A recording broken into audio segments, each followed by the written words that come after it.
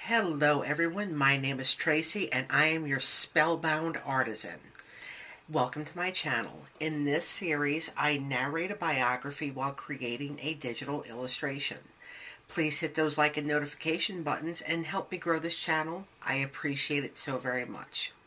So without further ado, let's get into today's story.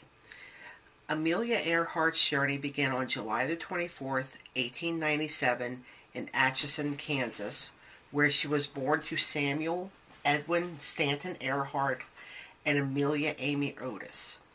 Her maternal grandfather, Alfred Gideon Otis, was a prominent figure in the town. He was a former federal judge and the president of the Atchison Savings Bank. Amelia was the second child in the family. She had an older sibling who tragically passed away as an infant, and she had a sister named Grace Muriel Earhart who was 2 years younger than her. From a young age, Amelia exhibited leadership qualities, and Grace followed her lead. The sisters affectionately called each other Mealy and Pidge, and they retained these nicknames into adulthood. The Earhart sisters had an unconventional upbringing for the time period. Their mother did not conform to traditional gender roles and did not raise her daughters to be nice little girls. Their maternal grandmother held different views and disapproved of the bloomers the girls wore. And despite her love for the freedom that they provided, Amelia was aware that most neighborhood girls wore dresses. However, this did not stop Amelia and Grace. They were imbued with a spirit of adventure. They explored their neighborhood daily. They engaged in activities like climbing trees. They hunted rats, and they also rode sleds down hills. They collected various creatures during their outdoor adventures: worms, moss, katydids, and toads. In 1904, with the assistance of her uncle, Amelia built a makeshift roller coaster inspired ramp on the roof of their tool shed. Her first flight on this contraption ended with a bruised lip, a torn dress, and a sense of exhilaration. She later told her sister, "Oh, Pidge, it's just like flying." In 1907, Amelia's father, Edwin, found employment as a claims officer for the Rock Island Railroad, which prompted the family's move to Des Moines, Iowa. It was here in Des Moines, at the age of 10, that Amelia had her first encounter with an aircraft at the Iowa State Fair. Despite her father's attempt to interest her in flying, Amelia was unimpressed by the rickety biplane, describing it as a thing of rusty wire and wood and not at all interesting. After her early childhood, Amelia and her sister continued to live with their grandparents while their parents moved to a smaller home in Des Moines. During this time, the Earhart girls received homeschooling from their mother and a governess. Amelia, in particular, had a deep love for reading and spent countless hours in the family's library. In 1909, when the family reunited in Des Moines, Amelia, at the age of 12, entered 7th grade and public school for the very first time, and the family's financial situation appeared to have improved. They had bought a new house, and they hired 2 servants. However, Edwin struggled with alcoholism, which forced him to retire. He attempted rehabilitation, but he was never reinstated at the Rock Island Railroad. And around this time, Amelia's grandmother passed away suddenly, but she left behind a substantial estate. To protect her daughter's share of the inheritance, the funds were placed in a trust. The Otis family home and all of its contents were auctioned, which left Amelia heartbroken, and this marked the end of her childhood. In 1915, Edwin found work as a clerk at the Great Northern Railway in St. Paul, Minnesota. Amelia entered Central High School as a junior. However, the situation took another turn when Edwin applied for a transfer to Springfield, Missouri. The claims officer he intended to replace reconsidered retirement, leaving Edwin without a job. And Amelia's mother faced yet another challenging move. The family eventually settled in Chicago where they lived with friends. Despite the difficult circumstances, Amelia was determined to receive the best education that she possibly could get. She sought out high schools in Chicago with strong science programs, and she graduated Hyde Park High School in 1916 after a challenging semester. She had always maintained aspirations for a future career. She kept a scrapbook filled with newspaper clippings about successful women in male-oriented fields such as film direction, law, advertising, management, and mechanical engineering. Amelia began junior college at Ognott School in Rydell, Pennsylvania, but she did not complete her program.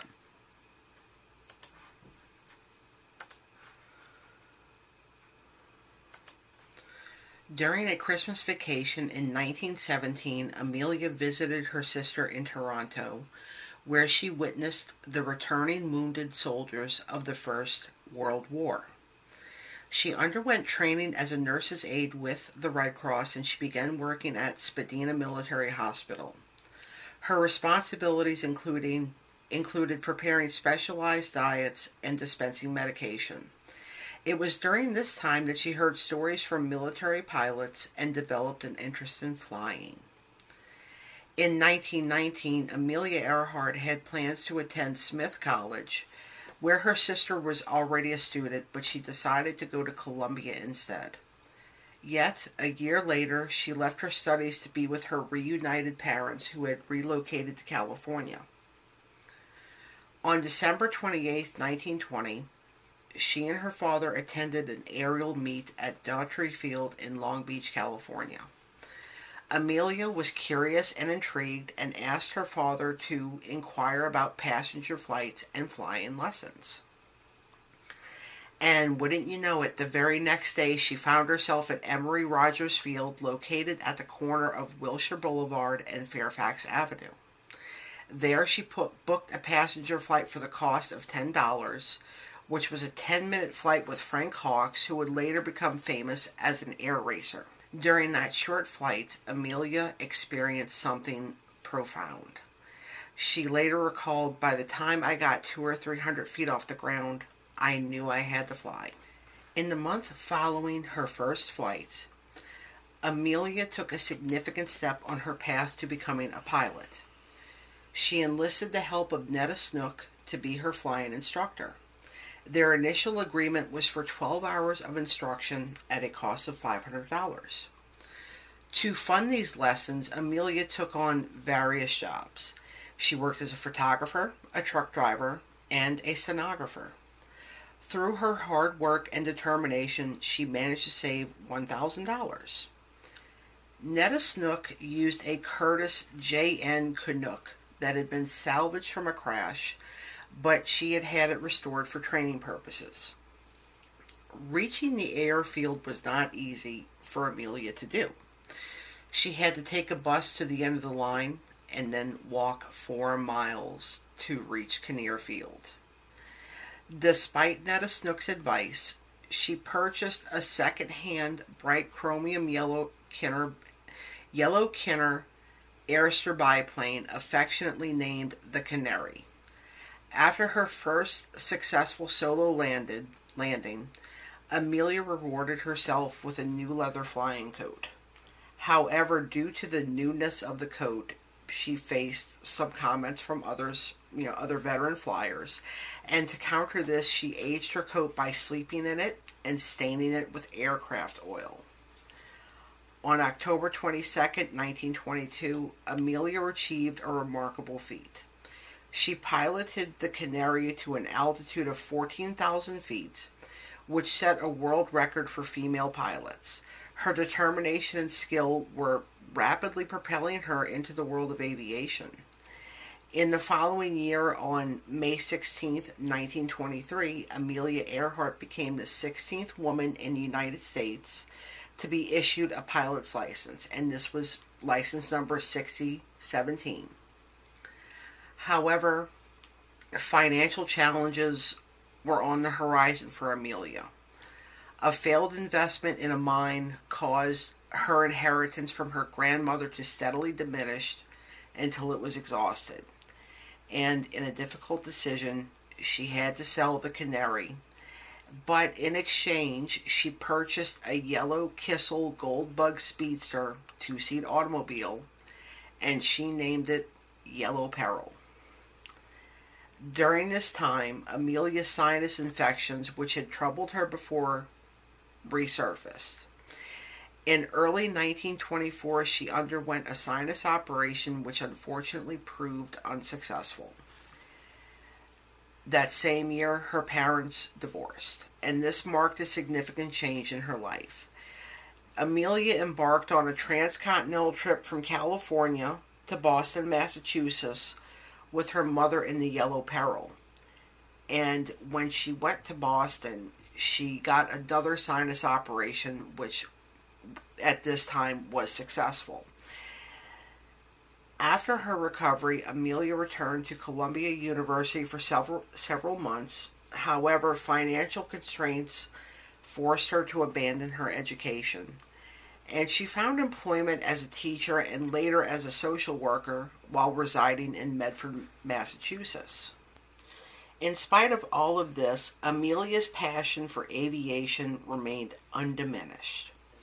She became an active member of the American Aeronautical Society's Boston chapter and even rose to the position of vice president, which of course shows her dedication to her and how deeply involved she was in the aviation community. Amelia's love for flying led her to Denison Airport, later known as the Naval Air Station Squantum in Quincy, Massachusetts. She not only flew from this airfield, but also played a role in its financing by investing a small sum of money. In 1927, Amelia Earhart made history by flying the first official flight out of Denison Airport. Amelia's contributions to aviation extended beyond the cockpit. She served as a sales representative for Kinnear Aircraft in the Boston area, and she also promoted and advocated aviation. Her growing local celebrity status gave her a platform to write newspaper columns that encouraged flying and inspired others to take to the skies. Amelia's commitment to aviation went even further as she laid out plans for an organization dedicated to female flyers, which set the stage for future generations of women in aviation. In the wake of Charles Lindbergh's remarkable solo flight across the Atlantic in 1927, Amy Guest expressed her desire to be the first woman to fly across the Atlantic. However, Amy eventually deemed the journey too perilous for her and decided to sponsor the project instead, suggesting that they find another girl. And wouldn't you know it, Amelia Earhart entered the picture when Captain Hilton H. Rayleigh called her one afternoon in April 1928 and posed a question: would you like to fly the Atlantic? And this changed the course of Amelia's life. It was at this time that project coordinators, including a book publisher named George P. Putnam, yes, that Putnam, Putnam Publishing, Penguin Putnam, that Putnam. He interviewed Amelia and invited her to accompany pilot Wilmer Stoltz and co-pilot mechanic Lewis Gordon on this transatlantic flight. Her role was that of a passenger, but she was also assigned with keeping the flight log. On June 17, 1928, the team embarked on their historic journey from Trepassey Harbor in Newfoundland in a Fokker 3M aircraft that they named Friendship. Their destination was near Buryport, South Wales, and the flight lasted precisely 20 hours and 40 minutes. While Amelia did not pilot the aircraft, it still marked a significant milestone in her career. Upon landing, she remarked, "Stoltz did all the flying. I was just baggage, like a sack of potatoes." However, she added, "Maybe someday I'll try it alone." She received a warm welcome on June 19th, 1928, when she landed at Woolston in Southampton, England. She flew the Avro Avian 594 Avian the 3. This was a plane that was owned by Lady Mary Heath, and later Amelia purchased the aircraft and had it shipped back to the United States, where it was assigned the Unlicensed Aircraft Identification Mark 7083. The return of Stoltz, Gordon, and Earhart flight crew to the United States on July the 6th was a momentous occasion. They were greeted with a ticker tape parade along the Canyon of Heroes in Manhattan, followed by a reception with President Calvin Coolidge at the White House. And although this had cemented her celebrity status, she still wanted to set records of her very own. Shortly after this, she set off on her first long solo flight that occurred just as her name was coming into the national spotlight. In August 1928, she became the first woman to fly solo across the North American continent and back. Her piloting skills and professionalism were also being acknowledged by veteran flyers at that time. In 1930, she joined the National Aeronautic Association, and during this time she championed the idea of establishing separate records for women in aviation. Her advocacy was instrumental in the Federation Aeronautique Internationale, and they adopted a similar standard. Amelia's desire to set records continued. On April the 8th, 1931, she set a world altitude record of 18,415 feet in the air. She did this in a Pitcairn PCA-2 autogyro, which she had borrowed from a company that produced beechnut chewing gum, which I don't think exists anymore. During this time, she was also president of the 99s, and this was an organization of women pilots dedicated to providing moral support and advancing the cause of women in aviation.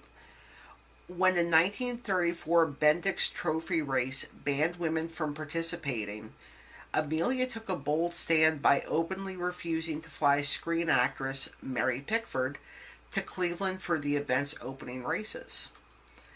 In 1932, she became the first woman to fly solo nonstop across the Atlantic Ocean, and this feat earned her the Distinguished Flying Cross from Congress, the Cross of Knight of the Legion of Honor from the French government, and the Gold Medal of the National Geographic Society, and this medal was personally presented to her by President Herbert Hoover.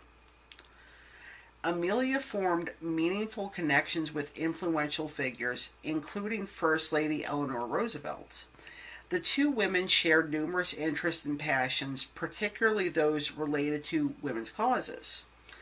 After experiencing flight with Amelia, Eleanor obtained a student pilot permit, but she did not pursue further flight training. But their friendship endured, and they maintained frequent communication throughout their lives. So Amelia is in rarefied air here. I mean, literally rarefied air. Another prominent aviator, Jacqueline Cochran, often perceived as a rival to Amelia, became a close confidant during this period, and this highlighted the friendship amongst pioneering women pilots. On January the 11th, Amelia achieved yet another record by becoming the first aviator to fly solo from Honolulu, Hawaii to Oakland, California, and she did this in a Lockheed 5C Vega aircraft. Amelia also had an impact on modern women's fashions. For years, Amelia made her own clothing, but her style was characterized by simple, natural lines paired with wrinkle-proof and washable materials. This represented a sleek, purposeful, and feminine image that aligned with her own persona. She often went by the nickname AE amongst family and friends, and this persona became synonymous with her fashion choices. She also had a luggage line known as Modern Earhart Luggage, and the products, her clothing, and her luggage carried her signature AE. In the fall of 1935, Amelia joined the faculty of Purdue University, serving as a counselor in the study of careers for women and an advisor in aeronautics. Early in 1936, she started planning an around the world flight. Although others had flown around the world, she wanted hers to be the longest at 29,000 miles because she wanted to follow the equator. Purdue University funded a Lockheed Electra 10E, and Amelia wanted this plane built to her own specifications, which included modifications to the fuselage to add extra fuel tanks. Amelia called the twin-engine aircraft her flying laboratory, and the plane was built at Lockheed's Burbank, California plant. Even though she called it a flying laboratory, the navigational instruments were outdated, and Amelia's navigator, Fred Noonan, updated the equipment himself.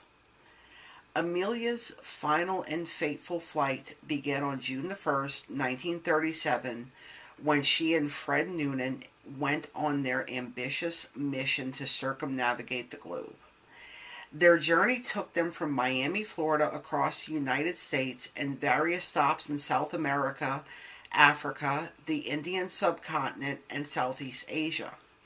They encountered challenges, and this included technical issues with their aircraft. The critical leg of their journey was the Pacific crossing. On July the 2nd, 1937, they departed Lae, New Guinea, with their destination being tiny Howland Island in the Central Pacific Ocean. Unfortunately, communication and navigation problems they were everywhere for this flight. Despite efforts to establish radio contact with the United States Coast Guard cutter that was stationed near Howland Island, the aircraft signals were intermittent and they could not be triangulated accurately. And this was partly because they did not have the correct antenna. Amelia Earhart's last confirmed radio transmission indicated that they were low on fuel, they were unable to locate Howland Island, and they were flying a line of position known as the 157337 line to find the island, but their precise location was uncertain. The disappearance of Amelia Earhart and Fred Noonan have given rise to several theories. There is the crash and sink theory. This suggests that they ran out of fuel and crashed into the ocean and sunk with the aircraft. But despite extensive search efforts, the wreckage has never conclusively been found. There's also the Gardner Island theory. Some researchers believe that they may have crash landed on Gardner Island, which is in the Pacific Ocean. Several artifacts discovered on this island have fueled speculation, but there's no definitive proof. There's also the Japanese capture theory, which proposes that they were captured by the Japanese military after landing in the Marshall Islands, but there is limited concrete evidence to support this theory. Some theories believe that they may have landed on a different island in the Pacific, nowhere near Howland Island at all, and maybe even survived for a time before they perished. There's also a theory that suggests that the flight was a cover for espionage activities, and her disappearance was orchestrated as part of a secret mission. And there have been numerous search efforts over the years, but the fates of Amelia Earhart and Fred Noonan remains one of the greatest mysteries in aviation history. Their disappearance continues to captivate the imaginations of researchers, explorers, and aviation enthusiasts, with ongoing quests to uncover the truth behind their final flight. Well, guys, what do y'all think happened to Amelia Earhart? ever became of her and Fred Noonan? Let me know what you think in the comments below. Amelia Earhart may have vanished into legend, but she inspired so many to reach for their own dreams. Well, everybody, this is the final image. I hope that you enjoyed this video. Thanks for watching, and I'll be back next week. Bye.